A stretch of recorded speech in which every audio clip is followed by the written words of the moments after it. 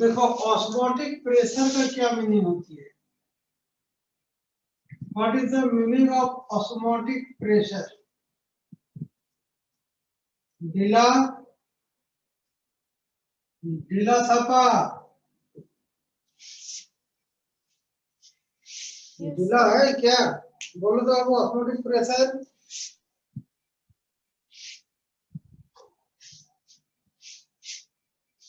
Osmotic pressure का definition मालूम है?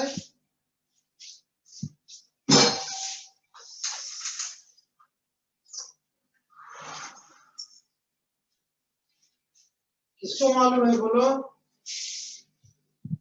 अंकिता,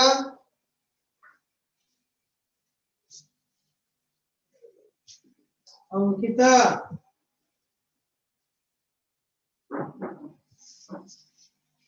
उदीप्ता, और किसी को नहीं? So the pressure occurred by the transfer of solvent particle from solution in the presence of semi-permeable membrane. चलो देखो इसके पहले फिर ऑस्मोसिस थोड़ा सा समझ लो। ऑस्मोसिस, देखो ऑस्मोसिस क्या होता है? मान लो एक जो है सॉल्यूशन और एक प्योर सॉल्वेंट हम लोग ले लें और दोनों को हम लोग सेपरेट रखेंगे। कैसे? एक सेमी परमेबल मेम्ब्रेन से, सेमी परमेबल मेम्ब्रेन, और सेमी परमेबल मेम्ब्रेन से हम लोग सेपरेट रखेंगे एक प्योर सॉल्वेंट को, एक प्योर सॉल्वेंट, ठीक है, और एक सॉल्यूशन, या नहीं तो ये हायर कंसेंट्रेशन सॉल्यूशन लेंगे, हायर कंसेंट्रेशन सॉल्यूशन लेंगे, और एक तरफ लोअर कंसेंट्रेशन सॉल्यूशन लेंगे,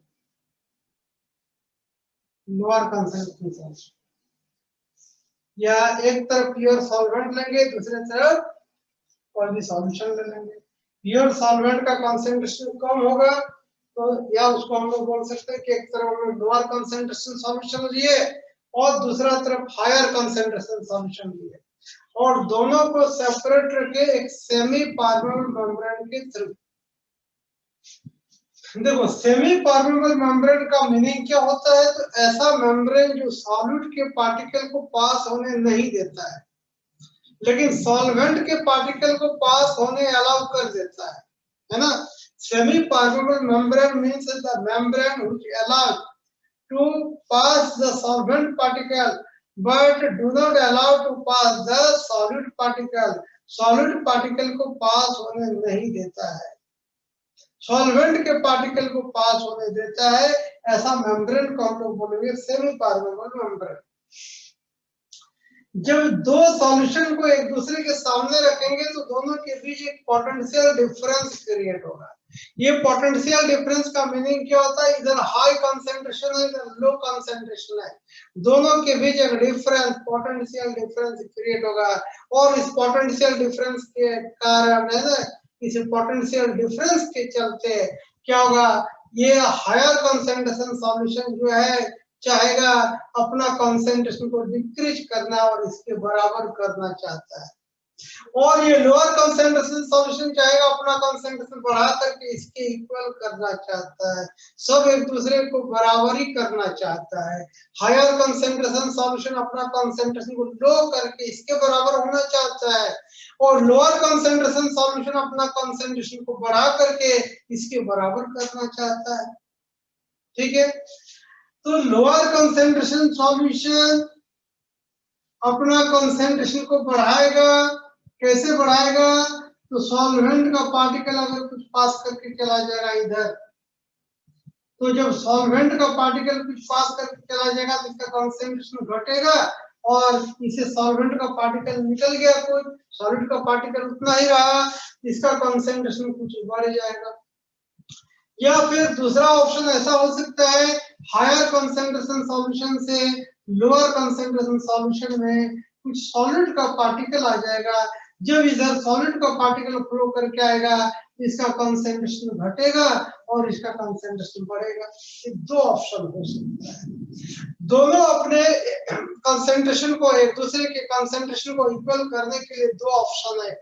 या तो सॉल्वेंट का पार्टिकल पास करेगा lower concentration solution to higher concentration solution, lower concentration solution to higher concentration solution, या फिर सॉलिड का पार्टिकल पास करेगा from the higher concentration solution to lower concentration solution. क्या बोलो, ये समझ में आया कि नहीं?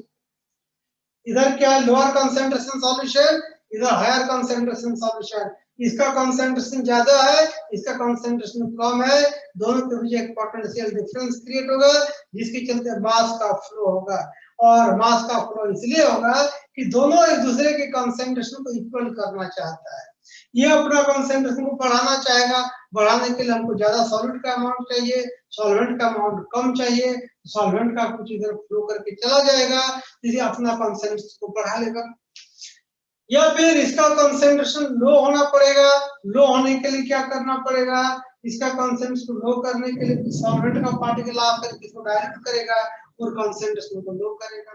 तो दो ऑप्शन है, या तो लोअर कंसंट्रेशन से सॉल्वेंट का पार्टिकल पास करके हायर कंसंट्रेशन में घुस जाएगा, तो दोनों का कंसंट्रेशन इक्वल होगा, या फिर हायर कंसंट्रेशन सॉल्यूशन से सॉलिड का पार्टिकल इधर आएगा लोअर कंसंट्रेशन सॉल्यूशन से, तो फिर इसका कंसंट्रेशन इक्वल हो जाएगा। लेकिन सेमी परमेबल मेम्ब्रेन का मीनिंग क्या बताए, सॉलिड का पार्टिकल पास नहीं होगा, मतलब ये प्रोसेस तो पॉसिबल ही नहीं है। तो सिर्फ ये पॉसिबल हो सकता है, और इसी को हम लोग क्या बोलेंगे, ऑस्मोसिस। ऑस्मोसिस का मीनिंग क्या होता है, flow of solvent molecules from lower concentration solution to higher concentration solution through a semi-permeable membrane which is known as osmosis. Osmosis का definition लिख लो, क्या बताए, flow of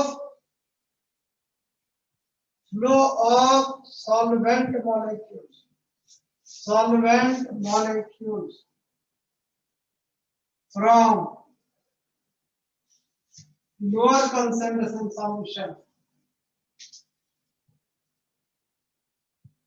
lower concentration solution to higher concentration solution.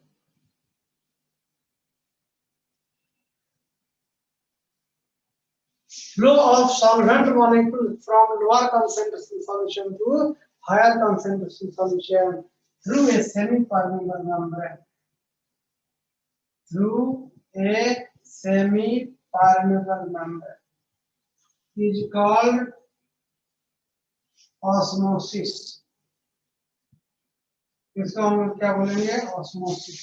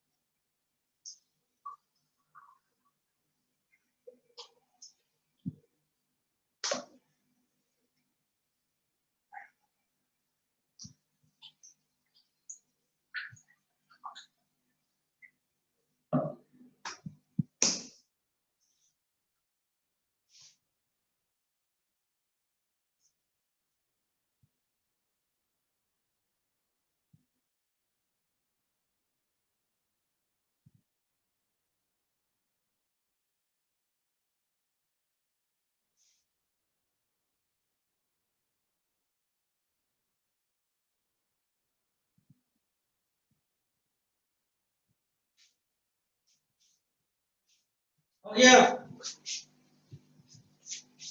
Osmosis का definition लिखा। Yes sir.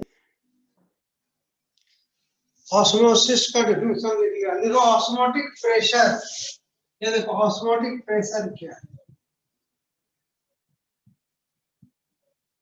हाँ एक काम करें, एक मिनट रुक जाओ। इसका भी डिफिनेशन लिख लो, कुछ ऑब्जेक्टिव क्वेश्चन यहाँ से भी इंट्रेंस में पूछा जाता है। Semi permeable membrane, semi permeable membrane,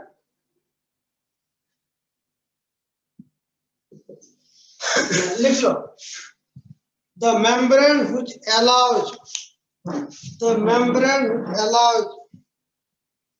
the flow of solvent particles,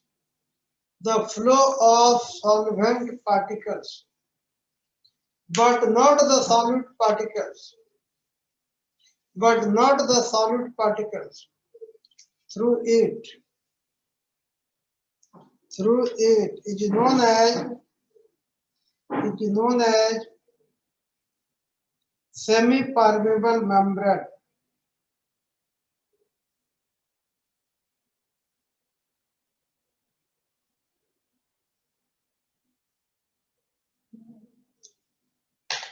example में लिखो, इसका सेमी परमेबल मेम्ब्रेन का पार्चमेंट पेपर प्लांट से बनाया जाता है। पार्चमेंट पेपर, एनिमल मेम्ब्रेन,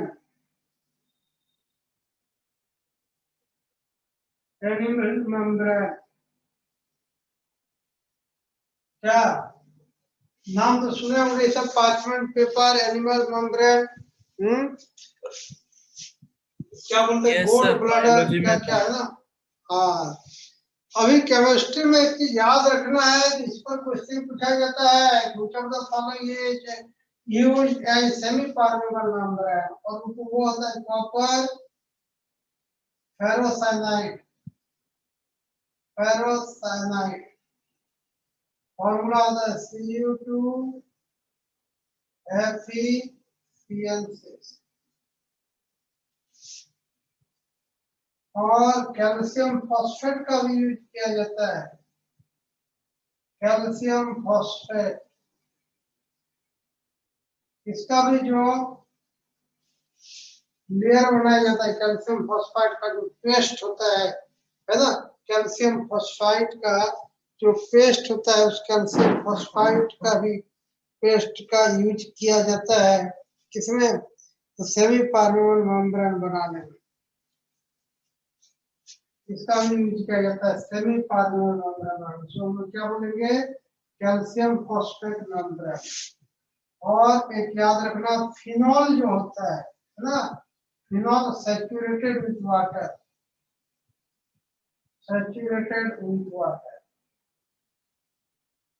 इसको ये तीन जो है केमिस्ट्री में याद रखना, जिसका यूज किया जाता है as a semi permeable membrane. इस पर क्वेश्चन पूछा हुआ भी है कि which of the following is used as semi permeable membrane. याद रखना, कॉपर फेरोसाइनाइड, फॉर्मूला होता है Cu2 FeCl6, Cu2 FeCl6 लिखा। तो इसके बाद आप लोग लिखो osmotic pressure.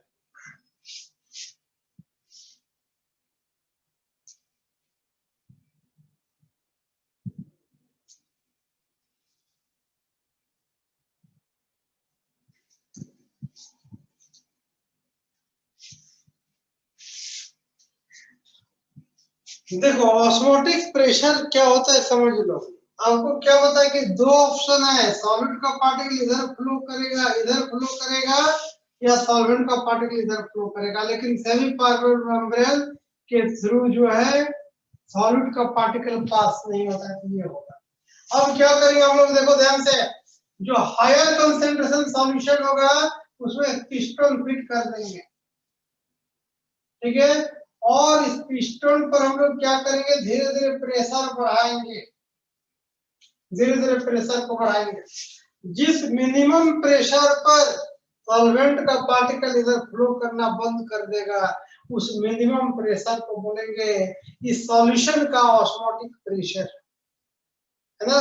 The minimum external pressure applied on the higher concentration solution to stop the flow of solvent particles from lower concentration to higher concentration solution through the semi-permeable membrane is known as osmotic pressure, है ना? osmotic pressure किसका? इस higher concentration solution का. या फिर हम लोग ऐसे बोलेंगे the minimum external pressure applied on the solution to stop the flow of solvent particles through the semi-permeable membrane into the solution is known as osmotic pressure of the solution. Is known as osmotic pressure of the solution.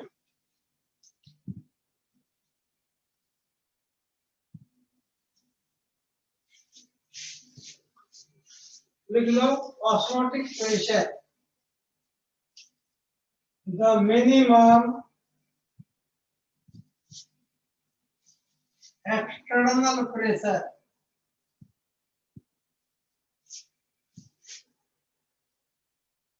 applied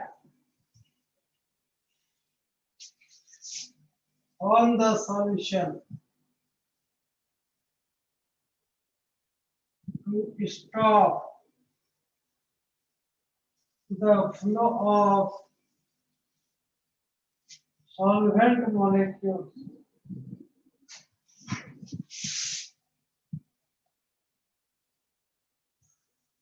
into the solution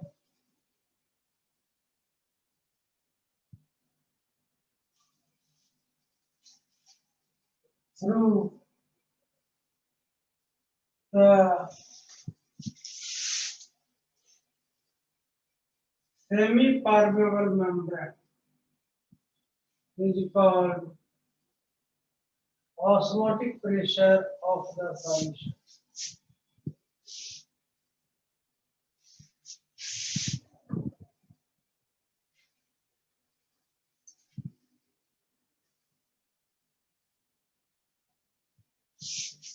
लिख लो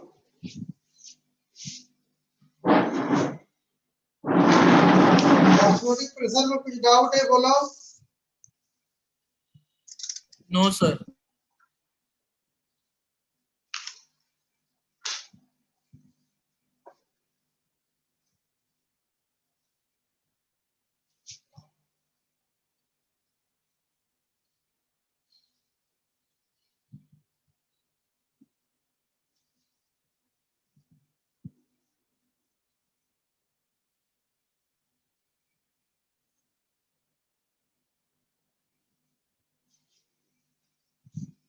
लिख लिया. अब देखो क्या करेंगे हम लोग. ये था क्या था, लोअर कंसेंट्रेशन सॉल्यूशन और ये हायर कंसेंट्रेशन सॉल्यूशन. हम लोग क्या किए थे, इसमें पिस्टन फिट कर दिए थे, प्रेशर अप्लाई किए. जिस मिनिमम प्रेशर पर सॉल्वेंट का पार्टिकल पास होना बंद हो गया, उस प्रेशर को हम लोग बोलेंगे इस सॉल्यूशन का ऑस्मोटिक प्रेशर. जितना इसका ऑस्मोटिक प्रेशर है उससे ज्यादा अगर प्रेशर लगा देंगे हम लोग तब क्या होगा, तो अब क्या होगा, सॉल्वेंट का पार्टिकल रिवर्स डायरेक्शन में फ्लो करना शुरू करेगा. सॉल्वेंट का पार्टिकल हायर कंसंट्रेशन सॉल्यूशन से लोअर कंसंट्रेशन सॉल्यूशन की ओर या सॉल्वेंट की ओर पास करना शुरू कर देगा. जितना इसका ऑस्मोटिक प्रेशर है, पहले क्या था, सॉल्वेंट का पार्टिकल इधर पास कर रहा था, हम प्रेशर को बढ़ाते गए एक समय ऐसा हुआ कि सॉल्वेंट का पार्टिकल यहाँ पास करना बंद हो गया. उसको बोलते हैं ऑस्मोटिक प्रेशर. अब ऑस्मोटिक प्रेशर से ज्यादा प्रेशर लगा देंगे तो अब सॉल्वेंट का पार्टिकल इधर फ्लो करना शुरू करेगा और इस फिनोमेनन को बोला जाता है क्या, क्या बोलो, क्या बोलेंगे, रिवर्स ऑस्मोसिस. Reverse osmosis. और रिवर्स ऑस्मोसिस का यूज हम लोग क्या करेंगे देखना. इस रिवर्स ऑस्मोसिस का यूज क्या करते हैं, आप लोग सब इस रिवर्स ऑस्मोसिस का नाम सुने होंगे. कोई ऐसा स्टूडेंट नहीं है कि रिवर्स ऑस्मोसिस का नाम नहीं सुना होगा. क्या करेंगे, इधर हम लोग सी वाटर ले लेंगे. ठीक है। और इधर बिल्कुल जो फ्रेश वाटर ले लेंगे, ड्रिंकिंग वाटर, फ्रेश वाटर। ठीक। अब इस सी वाटर में हम लोग प्रेशर अप्लाई करेंगे, तो प्रेशर कितना अप्लाई करेंगे, more than the osmotic pressure. अब वाटर का जो सॉल्वेंट पार्टिकल है वाटर, ये वाटर फ्लो करके यहाँ पर आएगा, और ये जो वाटर मिलेगा हमको फ्रेश वाटर मिलेगा, ड्रिंकिंग पर्पस में इसका यूज कर सकते हैं। ठीक है। और इसी को आप लोग शॉर्टकट में क्या बोलते हैं, आरओ। कौन सा पानी पिएगा, क्या बोलता है, आरओ पानी पिएंगे नहीं। अरे देखो जितना भी पैकेजिंग बोतल है वाटर का, सब में लिखा रहता है बेस्ड ऑन आरओ। आरओ मतलब reverse osmosis, based on reverse osmosis. इस रिवर्स ऑस्मोसिस के द्वारा हम लोग को वाटर मिलता है, इसको ड्रिंकिंग पर्पस के लिए हम लोग यूज करेंगे। लिख लो रिवर्स ऑस्मोसिस। लिखो if external pressure greater than the osmotic pressure. लिखो तो, if osmotic, if external pressure, if external pressure greater than the osmotic pressure is applied, is applied, if external pressure greater than osmotic pressure is applied towards the more concentration solution, towards the more concentration solution. If external pressure greater than osmotic pressure is applied towards the more concentration solution, then the flow of solvent molecules, then the flow of solvent molecules occurs from more concentration solution, from more concentration solution to less concentration solution, to less concentration solution. This phenomenon is known as reverse osmosis. Reverse osmosis. Reverse osmosis is used. Reverse osmosis is used for the desalination of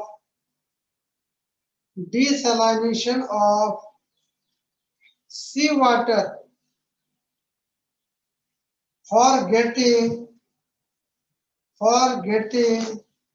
fresh drinking water, for getting fresh drinking water.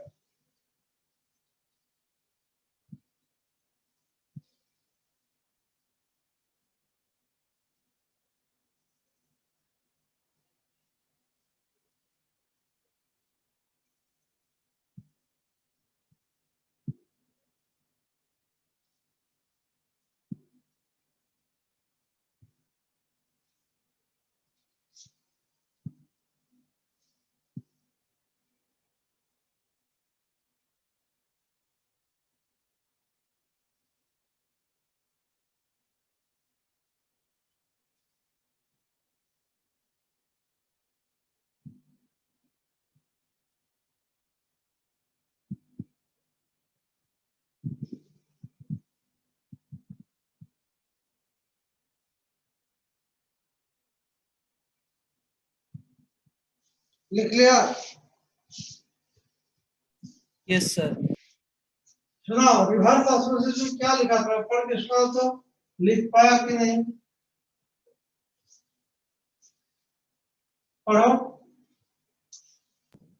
If external pressure is greater than the osmotic pressure is applied towards the more concentration solution, then the flow of solvent molecule occurs from more concentration solution to less concentrated solution. This phenomenon is known as reverse osmosis. ठीक है, तो इसके बाद हम लोग को osmotic pressure से related कुछ लॉज के बारे में स्टडी करना है। Laws related with osmotic pressure, osmotic pressure, इसको पाई से हम लोग दियो। एक लॉ है जिसको बोला था वान ट हॉफ लॉ, वान हॉफ लॉ। देखो वान हॉफ लॉ क्या बताता है कि अगर कोई सॉल्यूशन का टेम्परेचर अगर कांस्टेंट है तो उसका ऑस्मोटिक प्रेशर मोलर कंसंट्रेशन के डायरेक्टली प्रोपोर्शनल होता है, मोलारिटी के डायरेक्टली प्रोपोर्शनल होता है। वान हॉफ लॉ क्या बताता है, at constant temperature the osmotic pressure of a solution is directly proportional to its molar concentration. क्या बोलेंगे, at constant temperature, at constant temperature, at constant temperature osmotic pressure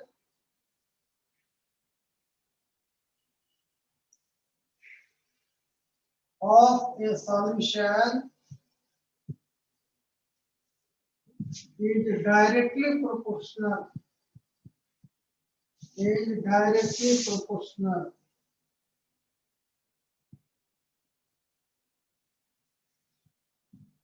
to its molar concentration, molar नहीं molar concentration, और molar concentration मतलब molarity, molar concentration मतलब molarity, बिल्कुल confuse नहीं होना है। That is pi directly proportional to c, c यहाँ पर क्या है, मोलर कंसंट्रेशन। कैपिटल एम भी लिख सकते थे हम लोग, मोलर कंसंट्रेशन। और पाई इक्वल टू एक कांस्टेंट कुछ लगा दो सी, और लिख लो, देखो पाई डायरेक्टली प्रोपोर्शनल टू सी, इसको इक्वेशन 1 मान लो, पाई इक्वल टू के bye C. If 1 mole solute is dissolved in a 3-liter solution,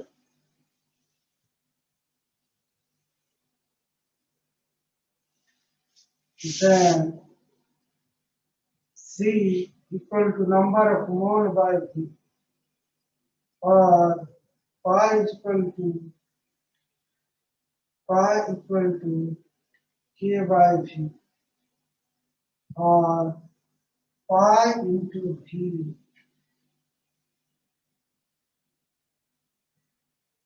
equal to constant। K मतलब क्या है, constant, just like Boyle's law। अगर आप लोग स्टूडेंट पढ़े होंगे ना Boyle's law, तो Boyle's law भी यही बताता है PV equal to constant, और यहाँ भान टॉप लॉ बताता है PV equal to constant मतलब पाई into V equal to constant।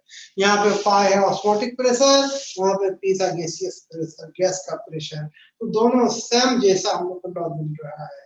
यानी भान top law is related with Boyle's law. जैसे गैसियस स्टेट में बॉयल्स लॉ फॉलो होता है, उसी तरह से सॉल्यूशन में भान टॉप लॉ अप्लाई होता है ना। जिस तरह से गैसियस स्टेट में क्या अप्लाई होता है, बॉयल्स लॉ, सॉल्यूशन में अप्लाई होता है भान टॉप लॉ, दोनों सेम है, स्टेट अलग है ना। तो पाई भी इक्वल टू कांस्टेंट।